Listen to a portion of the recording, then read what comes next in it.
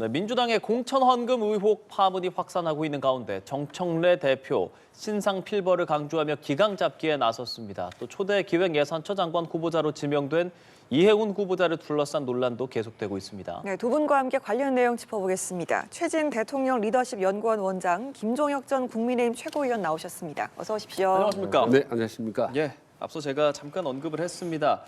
민주당이 공천 헌금 의혹이 연루된 이 상황에 대해서 강경 대응을 하고 있습니다. 강선우 의원은 제명, 그리고 김병기 의원에 대해서 징계 심판을 요청한 상황입니다. 당내에서 좀 강하게 대처를 하려고 하는 것 같아요. 그렇습니다. 당이나 경찰이나 좀 속전속결로 예. 가고 있는 것 같습니다. 지금 뭐 너무 강선우 의원이라니 다 찐명계 아니겠습니까? 대통령의 측근이었고 뭐 여성가족부 장관까지 이제 후보자 내정됐던 사람인데도 불구하고 당에서 아주 신속하게 고강도로 지금 조사를 하고 있는 것 같아요. 그래서 예. 본인도 뭐 강 의원도 이제 바로 탈당을 했지 않습니까? 벌써 이제 3일 만에 신속하게 탈당을 했는데 거기서 멈추지 않고 이제 본인이 뭐 거짓말한 게 드러나긴 했지만 바로 또 제명 조치까지 했습니다. 그렇죠. 이게 당에서 소속 정당에서 제명 조치를 하는 거는 사실상 그 정당에서 재역이 불능한 정도로 아주 중징계인데 지금 제명까지 한 상태예요. 그리고 이제 동시에 또 경찰은 또 별도 수사 들어가고 있고 또 일각에서는 또 원직 사퇴 문제 얘기까지 나오고 있거든요. 그렇기 때문에 지금 뭐 거의 전방위 초고강도의 조사와 수사가 막 집중되고 있는 상태이기 때문에 그렇게 강하게 하는 거라고 생각하세요, 그러면? 그만큼 사안이 중대하기 때문이라고 보시죠? 그렇습니다. 지금 국민 정서로 상당히 날카롭게 지금 자극하는 거기 때문에 그렇고 더구나 또 선거가 눈앞에 두고 있는 상태 아니겠습니까? 이때 확실히 거리를 두지 않고 처벌하지 않고 적당히 두리뭉실하게 넘어가려고 한다. 이거는 뭐 민심을 걷잡을 수 없습니다. 그래서 최대한 속전속결로 처리해야 됩니다. 더구나 연초에 국민들이 정치권에 대한 어떤 기대, 관심, 우리 이재명 대통령이 또 어떻게 이 새로운 정국을 새 정국을 이끌어가나 이러면 온통 관심이 집중된 상태이기 때문에 이런 악재는 최대한 빨리, 예. 최대한 단호하게 정리하는 것이 최선의 해결책이라고 저는 봅니다. 네, 최대한 빨리 속전속결이라는 표현도 써주셨는데 다만 국민의힘에서는 아예 의원직 사퇴해야 되는 거 아니냐 그렇게 얘기를 하고 있더라고요. 의원직 사퇴는 별 문제가 없고요. 그 의미도 없고요. 본인이 의원직 사퇴하든 안 하든 그게 무슨 국민들하고 무슨 상관이 있겠습니까? 저거는요. 조선시대에 탐관오리를 연상케 하는 그런 김병기 그다음에 강선우 그 두 의원의 비리에 대해서는 저건 특검을 해야 됩니다. 왜냐하면요. 아니 경찰한테 맡긴다고요? 경찰한테 구의원들이 돈 받았다 돌려줬다는 모든 내용까지 다 해서 작년 11월 달에 이미 갖다 줬습니다. 수사 하나도 안 하잖아요. 덮어버렸지 않습니까? 집권당의 원내대표라는 그 막강한 그런 자리 때문에 그냥 경찰이 눈치만 봤던 거 아닙니까? 그리고 강선우 의원도 여가부 장관에 됐을 만큼 여권의 실세예요. 그런 여권의 실세들에 대해서 지금 경찰한테 빨리 넘겨서 수사해라고 한들 그게 경찰이 제대로 수사할 수 있겠습니까? 박홍근 전 원내대표가 또 뭐라고 그랬냐면요. 알고 봤더니 돈 받은 적이 없대더라. 이렇게 또 얘기하고 나섰습니다. 그냥 수사가 어떻게 해야 될지는 보나마나 뻔한 거예요. 그러니까 저거야말로 그 특검을 해야 되는데 특검이 밝혀내야 될 것은 그 돈 1억의 행방입니다. 1억을 돈 준 사람 안 준 사람이 계속 준 사람은 안 줬다고 그러고 받은 사람은 받았다가 돌려주라고 지시했다고 그러고 그다음에 사무국장은 나 잘 모른다고 얘기하고 있어요. 제가 보기엔 그 돈이 과연 어디로 갔느냐, 공관위원들한테 혹시 상납된 건 없느냐, 김병기 원내대표한테 간 건 없느냐, 그런 게 다 밝혀져야 됩니다. 그리고 왜 공관위 회의에서 이 사람 그 부적격자로 공천 탈락되기로 돼 있었던 사람이 갑자기 하루 만에 단수 공천이 됐는지 그 뒷배가 누군지 김병기 씨는 그때 회의에 참석도 안 했다는 거 아닙니까? 그러니까 그런 모든 내용이 밝혀지려면 저거는 경찰 수사에 맡겨서 되는 게 아니고 그다음에 본인이 뭐 사퇴한다고 되는 것도 아니고요. 진실을 알고 싶다면 저거야말로 제3자 특검을 맡겨서 진실을 규명하시기 바랍니다. 네, 당의 조치나 수사로는 부족하기 때문에 특검이 필요하다는 말씀을 좀 들어봤습니다. 앞서 언급을 좀 해주셨는데 김병기 의원 추가로 그때 당시 상황이 좀 밝혀지고 있습니다. 강선우 의원의 1억 공천 헌금 의혹을 전날 알았는데도 다음 날에 있었던 이제 공관 회의는 불참을 했고 그런데 이제 같은 날에 있어도 공관이 간담회 식대는 또 결재를 했다 이런 내용이 밝혀지고 있습니다. 의혹을 알고도 묵인을 했다라는 의심인데요. 당 윤리 차원에서 김병기 전 원내대표에게 좀 어떤 조치에 판단이 내려질 것이라고 보시는지요? 뭐 결론적으로 말씀드리면 어떤 형태로든지 뭐 중징계는 뭐 피할 수 없는 상황일 것 같습니다. 어떻게 보면 지금 십자포와 융단 폭격을 지금 당하고 있는 그런 상황이나 다름없는데 지금 뭐 본인의 어떤 금품수 의혹, 부인의 법화 문제, 그리고 아들 뭐 이렇게 취업 문제까지 거쳐서 지금 11건이 고발을 당했습니다. 그래서 여기저기 경찰서 흩어져 있는 거를 지금 서울경찰청에 공공범죄 수사단으로 지금 전부 이첩을 해놨기 때문에 11건의 고발건이 동시에 지금 수사가 들어간 상태이기 때문에 뭐 당의 중징계는 이건 사실 별로 의미가 없는 상태입니다. 오히려 본인이 만약에 지금 이 시점에서 뭐 자진 탈당한다거나 하면 이건 면평 아니냐라는 비판을 나올 수밖에 없기 때문에 지금 뭐 이 상황 수사 상황을 지켜볼 수밖에 없습니다. 당에서도 뭐 그렇다고 지금 뭐 출당을 하겠습니까? 아니면 뭐 제명을 하겠습니까? 그조차도 의미가 없을 정도로 워낙 지금 고강도의 이제 경찰 수사가 진행되고 있기 때문에 이것도 지켜볼 수밖에 없다라고 봅니다. 원래 이제 악재가 많이 터지면 그 악재 자체보다 악재를 어떻게 처리하느냐, 대처하느냐 이게 이제 중요한 건데 지금 보면 뭐 강선우 의원 건이나 뭐 김병기 의원이라 보면은 상당히 정부 여당에서 아주 초고강도로 이루어지고 있기 때문에 지금 하루하루가 아니라 시시각각 지금 새로운 건들이 터져 나오고 이 부분은 경찰이 계속 지금 수사를 하고 있기 때문에 숨죽이면서 정말 지켜볼 방법밖에는 없다라는 생각이 듭니다. 네, 당 차원의 중징계는 불가피하지만 일단 뭐 이것보다도 경찰이 수사 상황을 지켜볼 수밖에 없겠다는 말씀이셨고요. 어떻게 들으셨습니까? 그 보면요, 그 공관 회의에 참석을 안 했잖아요. 저건 제가 보기엔 알리바이용 불참입니다. 그래놓고서 카드를 줘서 거기 회식은 다 하게 했단 말이에요. 그게 뭐냐면 강선호 의원은 또 뭐라고 그랬냐면요.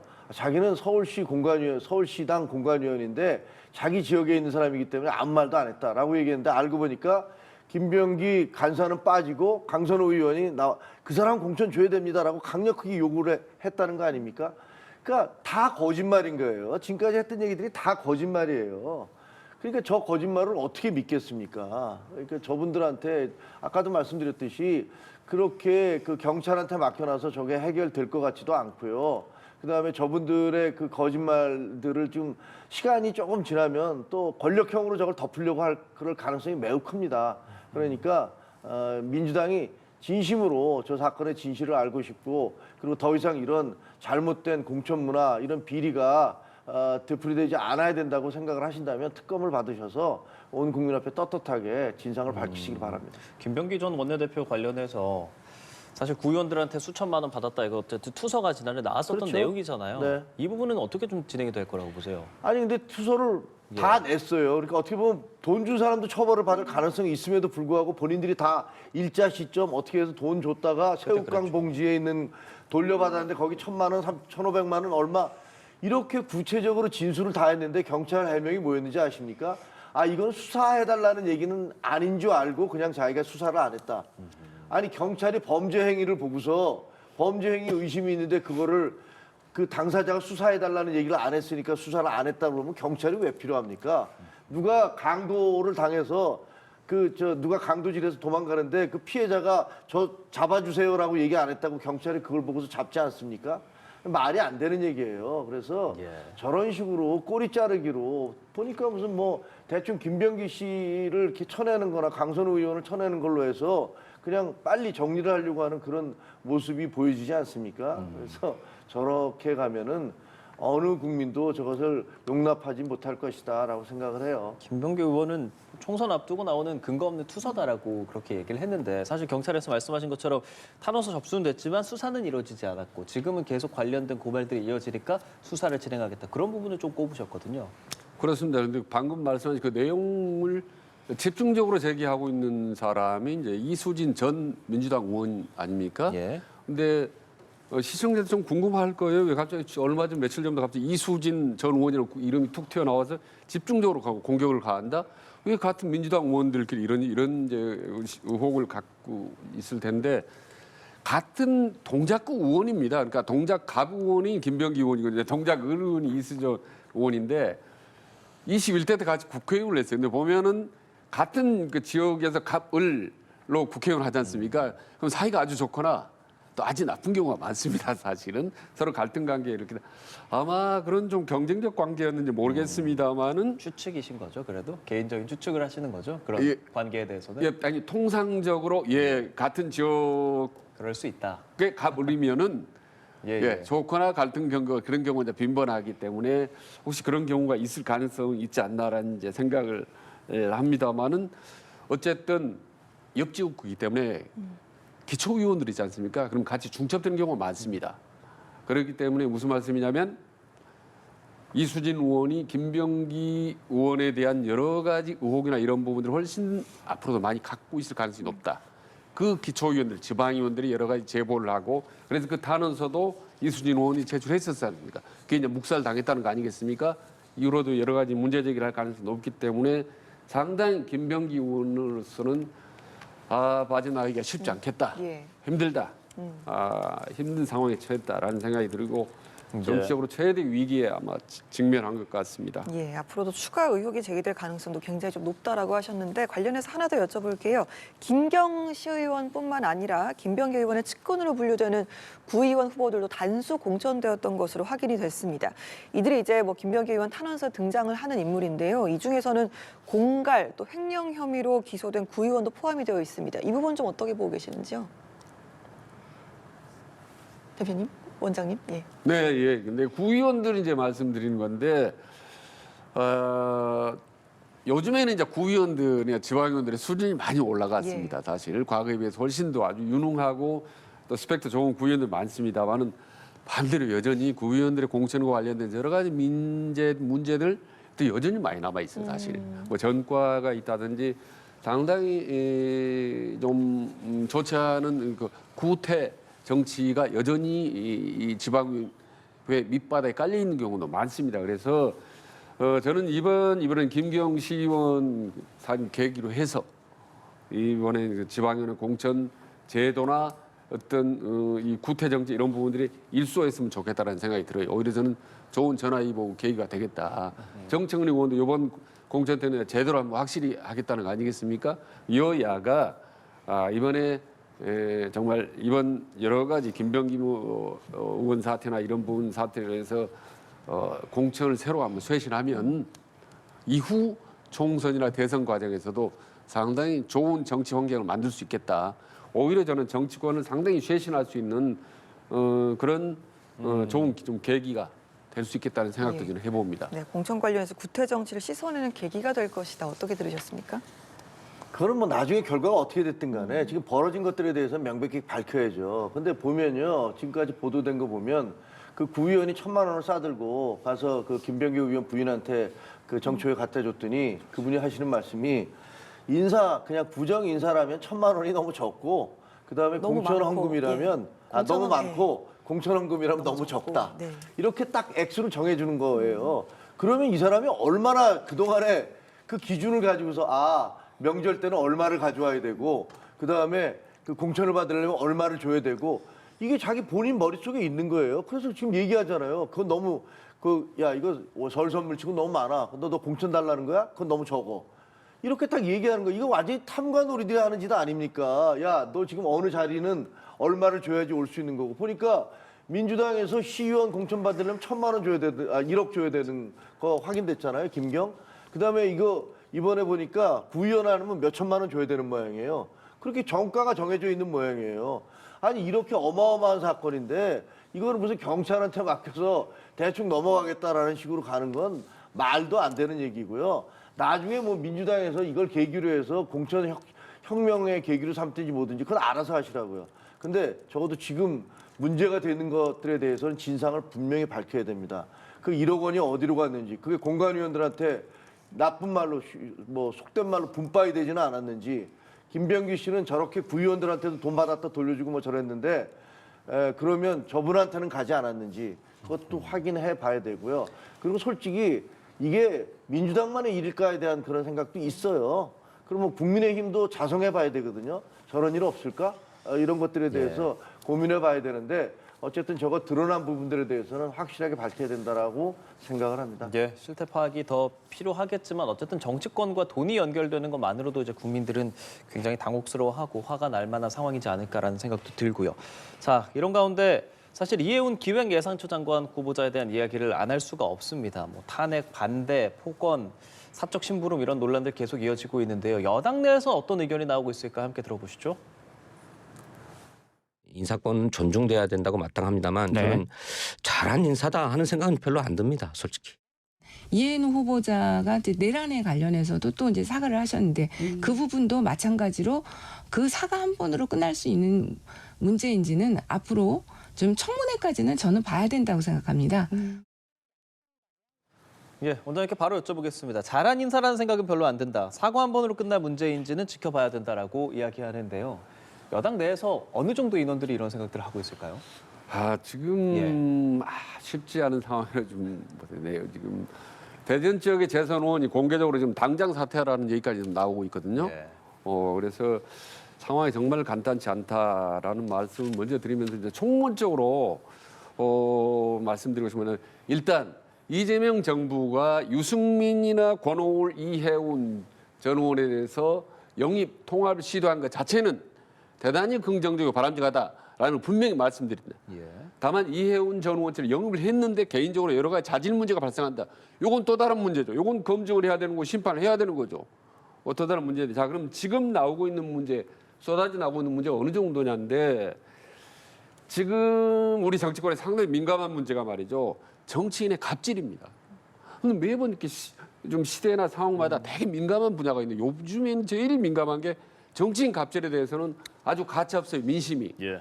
근데 지금 뭐 녹취록까지 나오고 있네요. 그 인턴이 어린 직원한테 말이죠. 야, 이거 뭐 또 한 자리 뭐 한 자리 자막으로 IQ. 나가고 있어요. IQ 한 자리냐. 뭐더 센 표현이지 않습니까? 너 정말 죽였으면 좋겠다.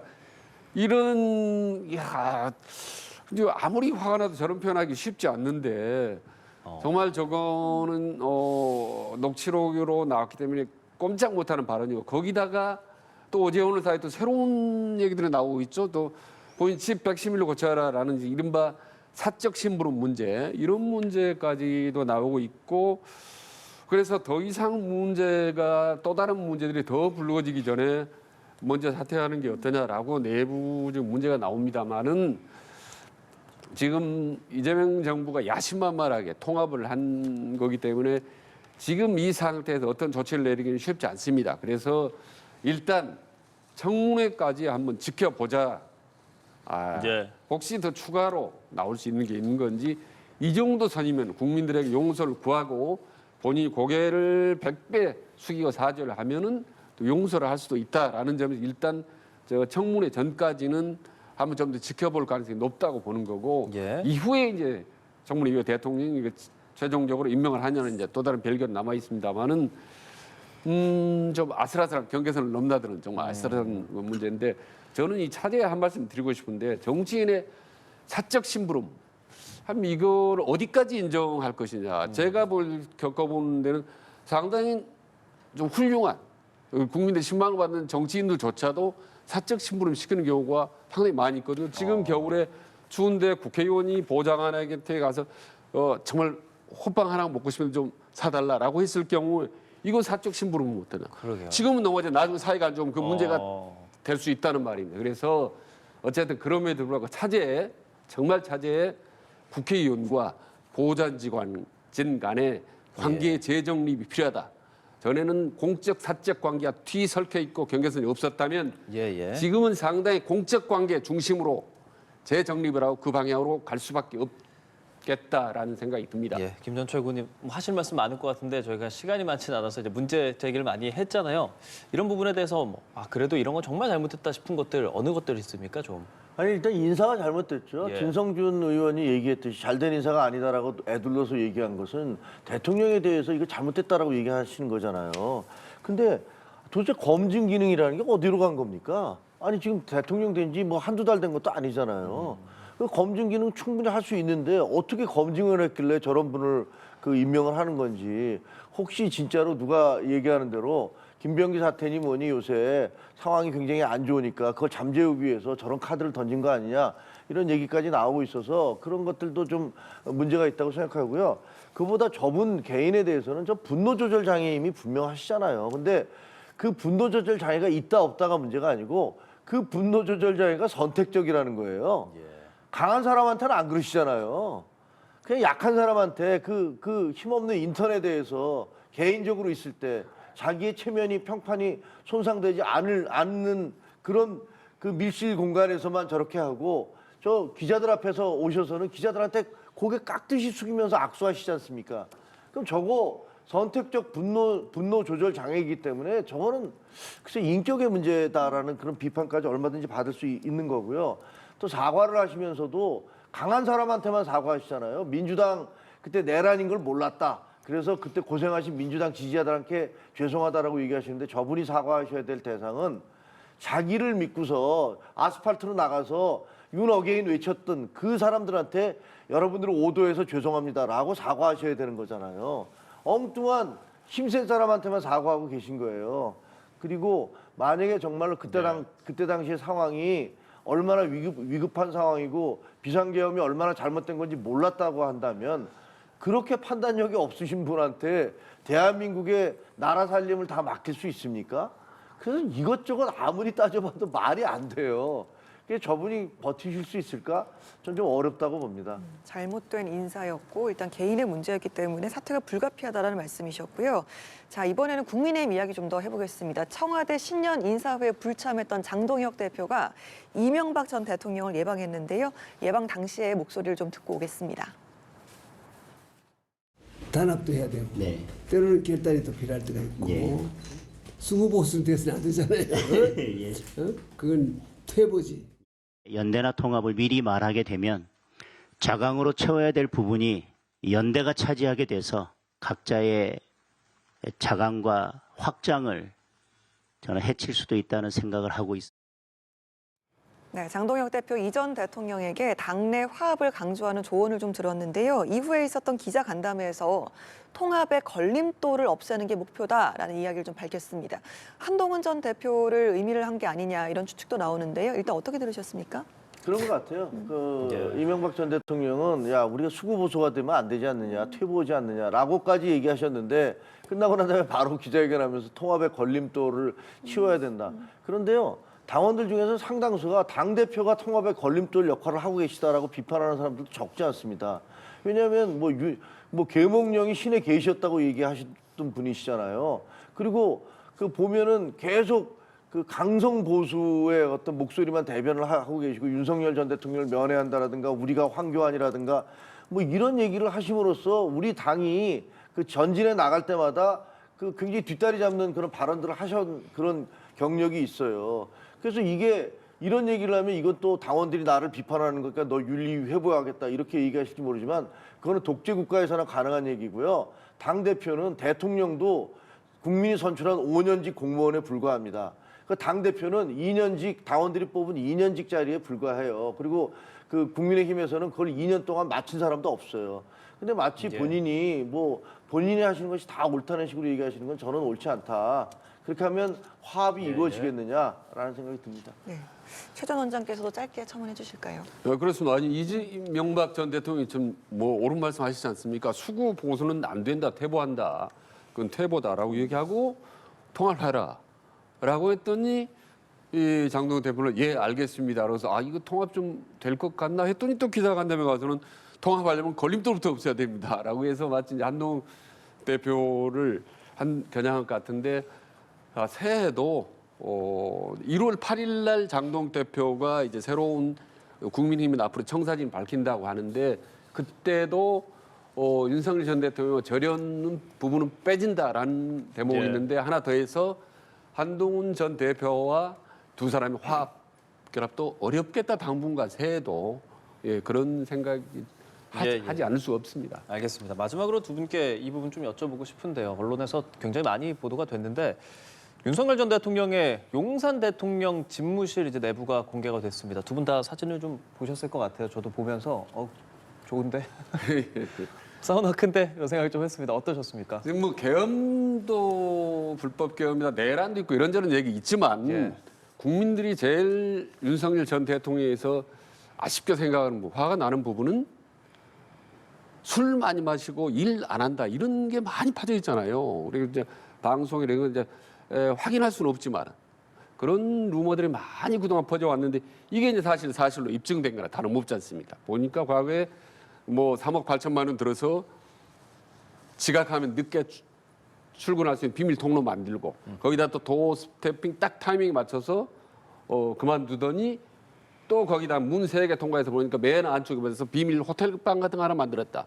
그런 사우나 같은 걸 만들어서 거기다 보니까 근사하게 호텔도 넓게 해서 그러고 보면 순전히 일하러 간 게 아니라 오히려 늦게 지각 출근해서 저기서 사우나에서 즐기면서 일은 하지 않은 게 아니냐. 이런 한간에 돌았던 소문들, 그다음에 윤석열 전 대통령의 자질, 리더십, 이거를 막 깎아내렸던 사람들의 말이 사실이 아니냐 이렇게 드러나는 거기 때문에 참 이거는 비판 차원을 떠나서 참 한숨이 절로 나올 정도고 저런 장면이 나오는 것이 사실 무슨 뭐 내란 전단 재판문 이런 복잡한 정치적 공방을 떠나서 상당히 국민들이 염장을 지를 수 있는 부분이다. 더구나 새해 말이죠. 저런 장면이 나옴으로 해서